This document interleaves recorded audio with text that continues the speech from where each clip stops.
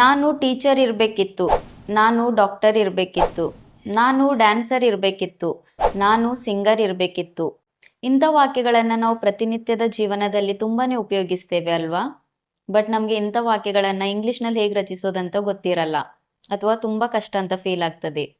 But ಇನ್ನು ಮುಂದೆ ಚಿಂತೆ ಬೇಡ, ಯಾಕಂದರೆ ನಾನು ಆದಷ್ಟು ಸುಲಭ ರೀತಿಯಲ್ಲಿ ನಿಮಗೆ ಇಂಥ ಸೆಂಟೆನ್ಸ್ಗಳನ್ನು ಇಂಗ್ಲೀಷ್ನಲ್ಲಿ ಹೇಗೆ ಫ್ರೇಮ್ ಮಾಡೋದಂತ ಕಲಿಸಿಕೊಡ್ತೇನೆ. ಇಂಥ ವಾಕ್ಯಗಳನ್ನು ಇಂಗ್ಲೀಷ್ನಲ್ಲಿ ರಚಿಸಲಿಕ್ಕೆ ನಮಗೆ ಈ ಸ್ಟ್ರಕ್ಚರ್ ಗೊತ್ತಿರಬೇಕು. ಸಬ್ಜೆಕ್ಟ್ ಜೊತೆ ಶುಡ್ ಹ್ಯಾವ್ ಬಿನ್ ಪ್ಲಸ್ ನೌನನ್ನು ಸೇರಿಸಿ ಸೆಂಟೆನ್ಸ್ ಮಾಡಿದಾಗ ಇಂಥ ಅರ್ಥ ಕೊಡ್ತದೆ. ಫಾರ್ ಎಕ್ಸಾಂಪಲ್, ನಾನು ಡಾಕ್ಟರ್ ಇರಬೇಕಿತ್ತು, I should have been a doctor.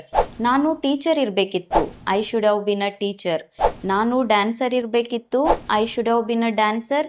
ನಾನು ಸಿಂಗರ್ ಇರಬೇಕಿತ್ತು, I should have been a singer.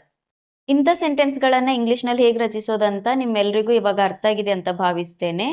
ಹಾಗಿದ್ರೆ ಈ ಒಂದು ಸೆಂಟೆನ್ಸನ್ನು ನೀವು ಶುಡ್ ಹ್ಯಾವ್ ಬಿನ್ ಯೂಸ್ ಮಾಡಿ ಇಂಗ್ಲೀಷ್ನಲ್ಲಿ ರಚಿಸಿ. ನಾವು ಸಿಗುವ ಇನ್ನೊಂದು ವಿಡಿಯೋದಲ್ಲಿ ಮತ್ತೊಂದು ಇಂಪಾರ್ಟೆಂಟ್ ಆ್ಯಂಡ್ ಇಂಟ್ರೆಸ್ಟಿಂಗ್ ಟಾಪಿಕ್ ಜೊತೆ. ಶುಭ ದಿನ.